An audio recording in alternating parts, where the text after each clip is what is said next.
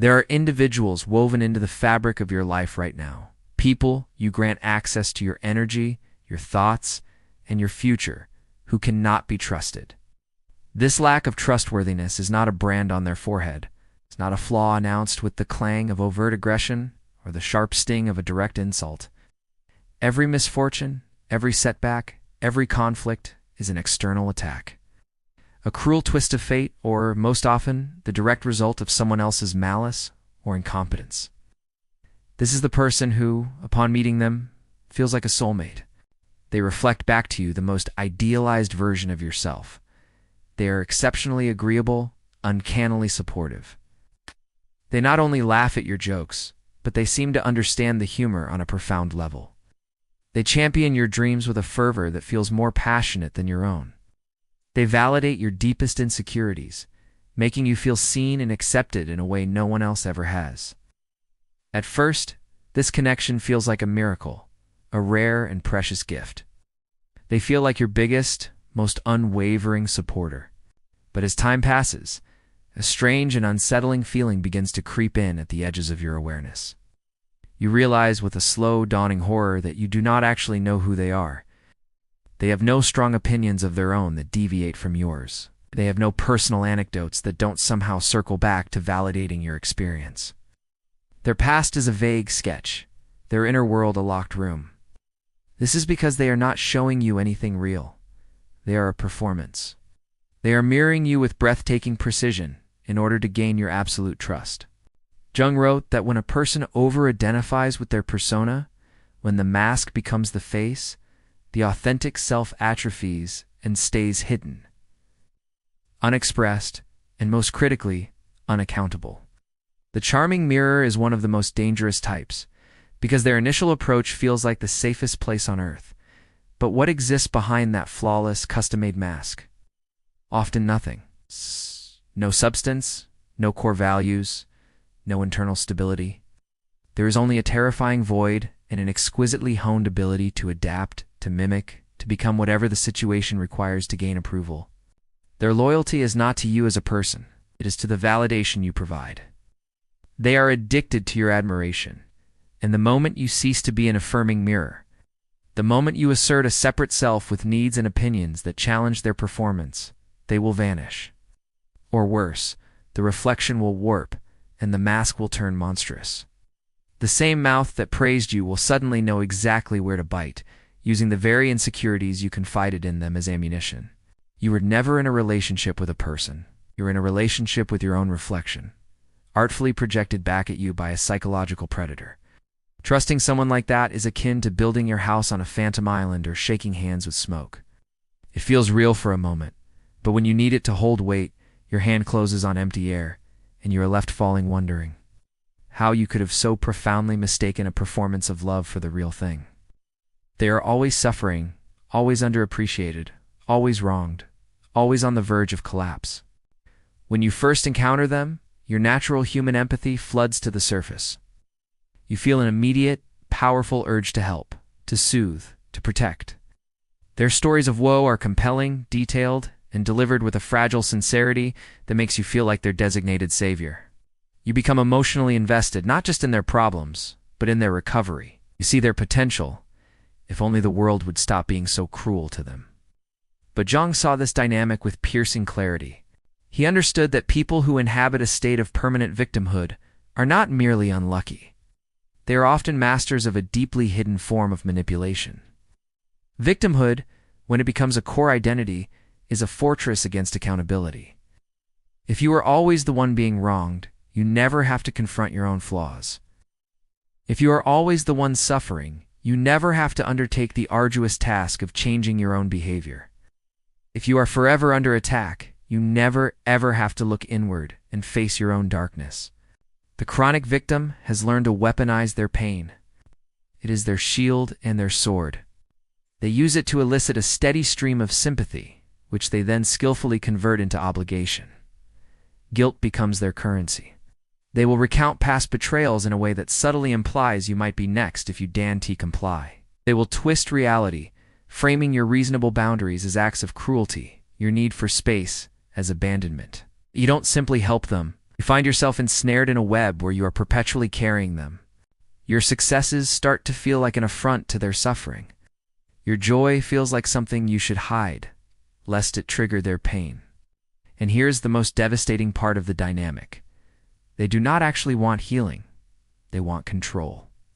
Healing would mean relinquishing the only source of power they have cultivated, your pity. A healed person must stand on their own 2 feet, take responsibility, and engage with life on equal terms. This is terrifying to the chronic victim, as it would mean the death of their entire operational strategy. Jung warned us that when a person is always the victim, they have likely fused their identity with their shadow, that unacknowledged part of them, that craves power and thrives on emotional manipulation, all under the socially acceptable disguise of helplessness. These people will not change, because to change would be to lose the game they have perfected. Your role is not to be their friend or partner. Your role is to be a permanent audience and a tireless emotional caretaker. If you do not create a hard and fast distance from them, you will begin to feel a strange and corrosive guilt for not being broken yourself. Their darkness will begin to feel like your responsibility, their chaos like your failure to fix them, and you will slowly drown in the waters of their self-inflicted sorrow. It is a far more insidious danger, a quiet corrosion of the soul disguised as its opposite.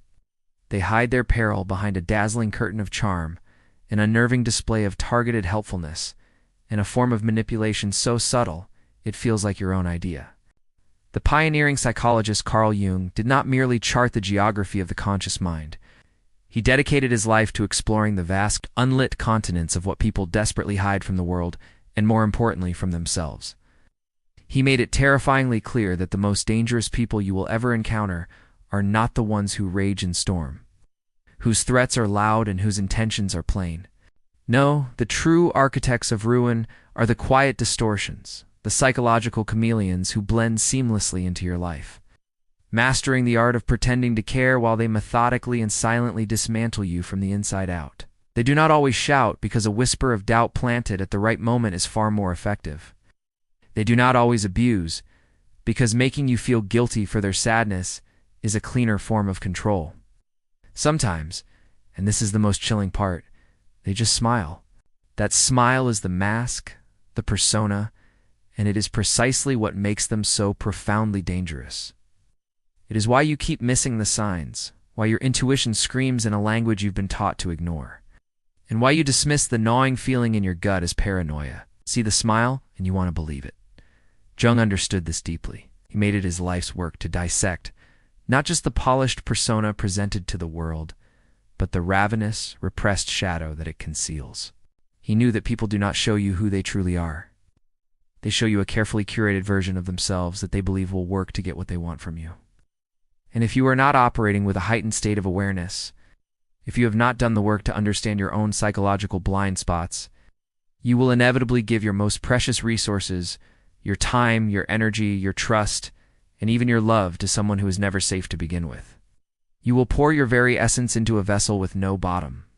To arm us, to give us a language for this silent warfare, Jung laid out the patterns. He identified the psychological masks, the archetypal roles people play when they have abandoned their true selves. Here, we will dissect 6 of these personality structures. 6 types that feel harmless, even appealing at first, but will quietly and systematically destroy you if you are not awake to their methods.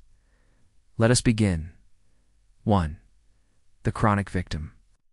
This is the individual for whom life is a perpetual state of siege. Nothing is ever their fault. 2. The charming mirror. Jung referred to the mask we present to the world as the persona, and this next type has perfected it to a lethal degree. 3. The passive-aggressive enabler.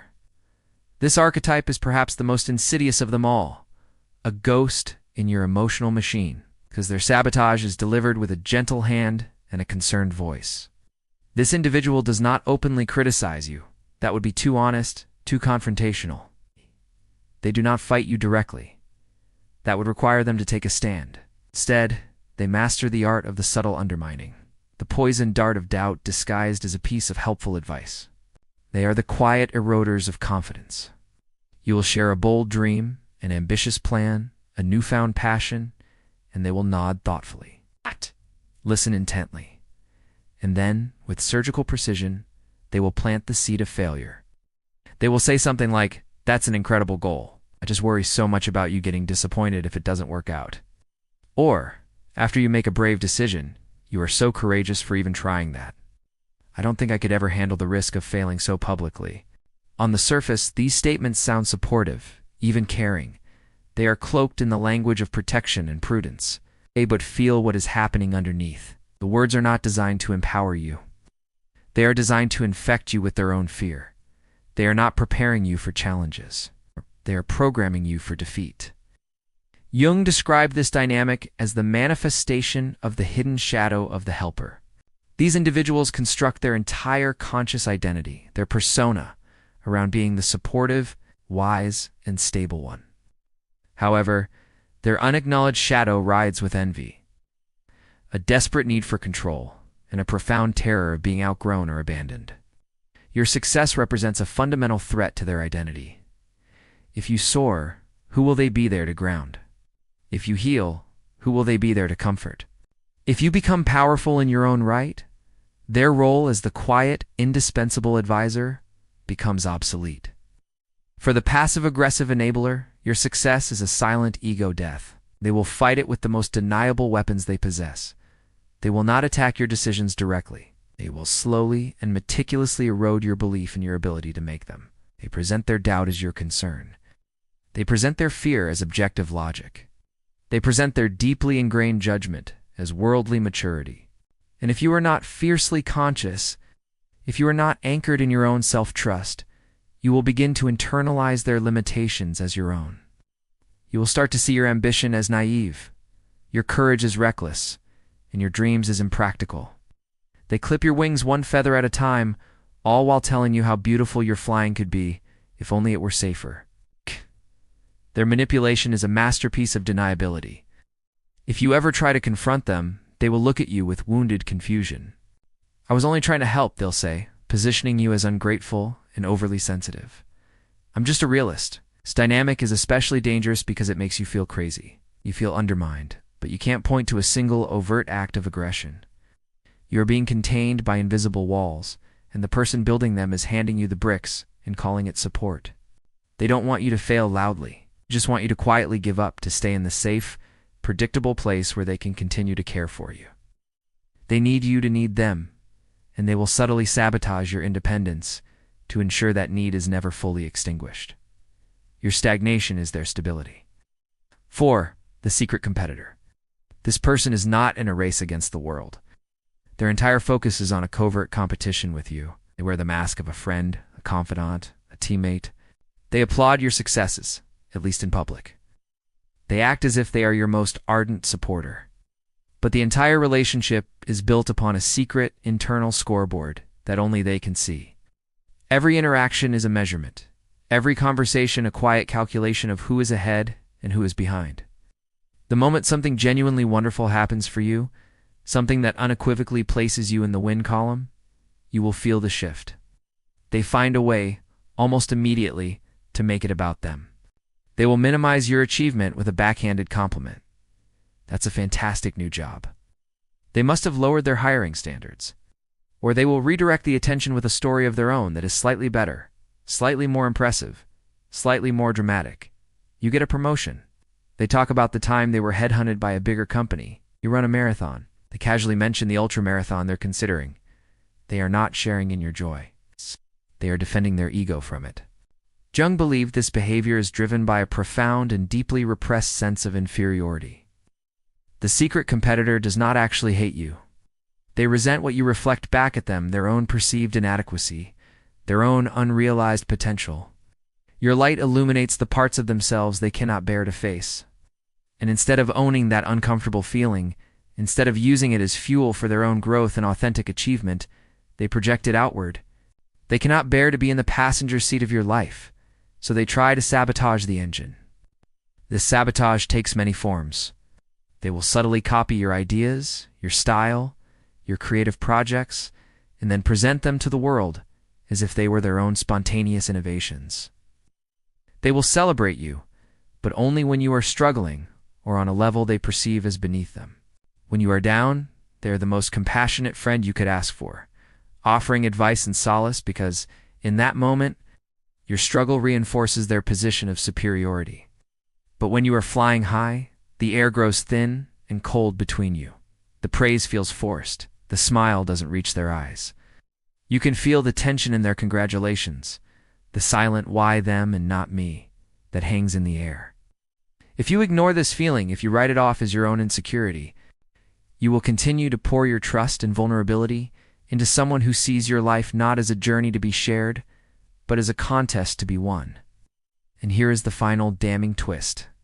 When you eventually face a setback or a failure, they will feel a palpable, undeniable sense of relief. They will not admit it, of course. They will rush to your side with performative sympathy, saying things like, "Oh, I was so afraid this might happen. I had a bad feeling about it," which serves the dual purpose of comforting you while reinforcing their own supposed foresight and wisdom. Your failure restores the equilibrium, puts them back on top in their secret game. This person is not a teammate. They're a mere competitor who has mastered the role of a friend, only to stay close enough to measure your progress and, if necessary, trip you at the finish line. Jung's warning echoes with chilling precision here. Never trust someone who cannot clap when it is not their turn to win. This is not just advice. It is the ultimate litmus test. The inability to feel genuine joy for another's success without it diminishing one. Own is the clearest sign of a fractured soul, one that will always see you as a threat, never as a friend. We have now revealed 4 of these 6 subtle destroyers, each more covert than the last, each more devastating the longer they are allowed to operate in your life undetected. Now, we must brace ourselves and expose the final to the types Jung believed were often the most difficult to spot, because they cloak their control in the sacred robes of wisdom and compassion. The manipulative wise one and the seductive empath. They do not seek to control you through overt force, but through your own deep human need for growth, clarity, and love. 5. The spiritual narcissist, a wise one. This archetype represents one of the most sophisticated and insidious forms of psychological domination. For they have weaponized the very concepts of enlightenment and healing. Intentions onto others finds its most potent and heartbreaking expression in this final archetype. Jung's answer is as profound as it is elegantly simple. Because these individuals have never faced their own shadow, and so they unconsciously force you to live in it. The chronic victim never owned their capacity for power, so they make you their perpetual rescuer.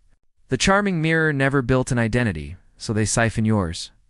The spiritual narcissist never faced their own ego, so they project it onto you as a flaw. They have not taken responsibility for their own inner darkness, and so they have made it your life's work to navigate it.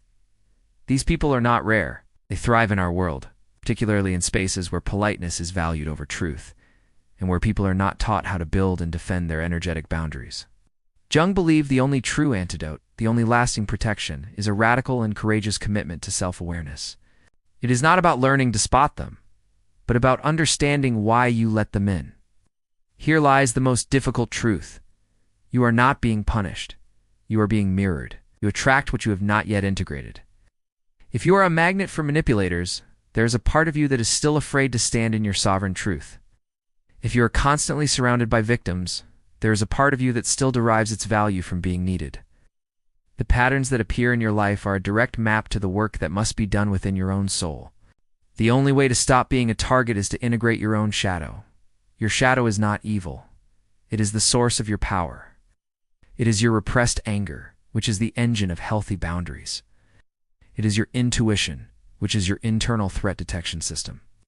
It is your capacity for saying no, which is the foundation of self-respect. To become whole, you must stop pretending your patience is infinite, and your trust is a renewable resource to be given freely. The work begins now. Audit your circle. Who drains you? Who confuses you? Who are you constantly explaining yourself to? Let them go. Not with anger, but with the quiet finality of a sovereign choice. As Jung taught, one does not become enlightened by imagining figures of light, but by making the darkness conscious. Integrate the part of you that can walk away. Stop explaining. The people who deserve your energy will respect your boundaries without needing a dissertation. The toxic will demand one because your boundary is a threat to their control. Let them demand. You owe them nothing. And finally, Trust what you felt the first time. That subtle knot in your stomach, that flicker of unease. That moment, your ego whispered, something is off here. That was not paranoia. That was your subconscious, reading thousands of nonverbal cues and delivering a verdict. The final word is this. Carl Jung did not want you to fear the world. He wanted you to stop fearing yourself. The more of your own shadow you reclaim, the fewer toxic people can gain entry to your life. Not because you have built higher walls, but because your very energy, your wholeness, becomes a frequency they cannot tolerate. You stop fixing, you stop explaining, you stop justifying your standards. And without ever raising your voice, you become the person Jung wanted you to be. Awake, whole, and impossible to trick. This is the empathic controller. On the surface, they appear to be a vessel of pure feeling. A soul so sensitive, it absorbs the emotional state of the world around it. They feel everything. They sense the subtlest shifts in energy. They intuit unspoken tensions. They read body language with uncanny accuracy. They weep for your pain. They celebrate your joy with an intensity that mirrors your own. And they offer a brand of comfort so profound it feels like coming home. To be seen by them is to feel known on a level that is both exhilarating and addictive. This initial connection feels like a rare and sacred gift. But over time, this exquisite sensitivity begins to curdle. It slowly, almost imperceptibly, transforms from a gift into a demand. It becomes a pervasive and suffocating form of control. You find yourself unconsciously editing your own behavior to manage their delicate emotional ecosystem. You hesitate to share good news for fear of making them feel inadequate. Swallow your frustration because you know their energy can't handle conflict. You begin to shrink your own existence, to mute your own authentic expression, to avoid triggering their inevitable emotional overwhelm. Before you realize it, you are no longer in a relationship. You are an emotional caretaker. You are not expressing yourself. You are managing them. Your entire inner world becomes a carefully monitored environment dedicated to maintaining their fragile peace. They have, without ever stating it, convinced you that their pain is your responsibility. Jung saw this dynamic as a profound tragedy. He understood that many who identify as highly sensitive are not in fact experiencing a deeper connection to others, but are instead projecting their own unhealed internal chaos outward and then demanding that the world organize itself around their wounds. This is the precise moment the empath becomes toxic. Their objective is no longer connection. It is a desperate, non-negotiable demand for absolute emotional safety, and you are the one tasked with providing it. If you fail, if you assert a boundary, have a bad day, or are anything less than a perfect emotional regulator, they do not get angry. They shatter. And in their shattering, you are immediately and irrevocably cast as the villain. You are the insensitive one, the cold one, the one who broke their fragile heart. But it is not your spiral. It is, and always has been, theirs. They have never learned to hold the immensity of their own emotional storm, so they have become masters at making you believe it originated with you. If you are not careful, you will spend months, even years, walking on the eggshells of their unintegrated trauma, mistaking their chaos for depth, their sensitivity for purity, and their control for closeness. By the time you recognize the pattern, your own identity will be hopelessly entangled in the wreckage of their emotional tempests. This is not love, it is psychological servitude. And Jung's advice would be clear and absolute. You must walk away. This person will never see themselves as dangerous. They will only ever see themselves as feeling too much. And unless you are deeply and unshakably anchored in your own self-worth, you will start to believe them. You will believe their pain is your fault, their chaos is your burden, and their breakdowns are your failure. They are not. You did not break them. You simply got too close to a structure that was already broken. This is the individual who has cloaked their ego in the sacred robes of wisdom. They present themselves as a bastion of calm in a chaotic world, an enlightened soul who has transcended the messy, undignified fray of ordinary human emotion. Their voice is a soft, measured cadence, their words a carefully curated tapestry woven from the threads of philosophy, mysticism, and therapeutic jargon. They speak of shadow work, alignment, holding space, and energetic frequencies with an effortless authority that makes you feel you are in the presence of someone truly advanced. They have constructed a persona so flawless, so seemingly egoless, that to question them feels like a spiritual transgression. But this performance of tranquility is a fortress. Within its walls resides a ravenous, unintegrated ego. It's pathologically attached to the one thing it craves above all else: superiority. Jung would identify this as a dangerously split psyche. The conscious mind fanatically clings to its spiritual identity, while the unacknowledged shadows, seething with a desperate need for control, cold judgment, and quiet condescension, leaks out through the cracks. The true danger of the spiritual narcissist is that they do not conquer you through force or argument.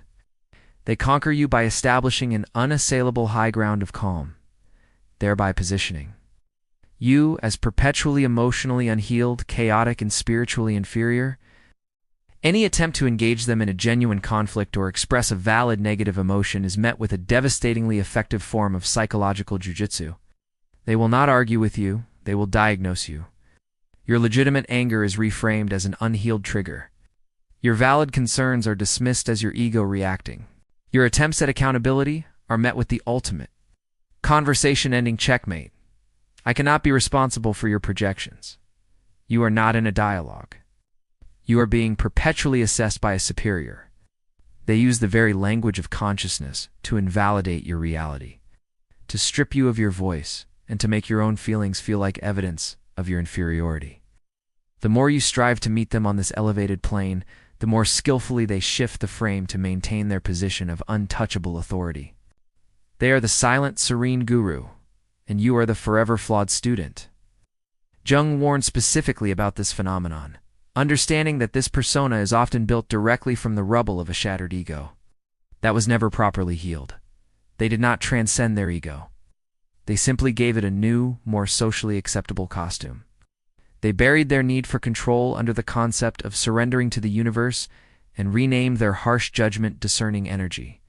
The more you trust them to guide you, the more psychic power they accumulate, not by empowering you, but by keeping you dependent, confused, and forever in need of their enlightened clarity. They do not want equals. They want disciples. They do not desire authentic connection. They desire unquestioned authority. If you are not vigilant, you will mistake their performative stillness for genuine depth, their emotional detachment for wisdom, when in fact, it is nothing more than the rigid, well-defended posture of a narcissist who has found the perfect hiding place. 6. The empath who always ends up in control. Jung's work on the psychic mechanism of projection, the unconscious act of attributing one's own unacknowledged feelings the deeper warning. Now that these 6 faces of the unconscious manipulator have been revealed, a critical question emerges. Why do these patterns exist?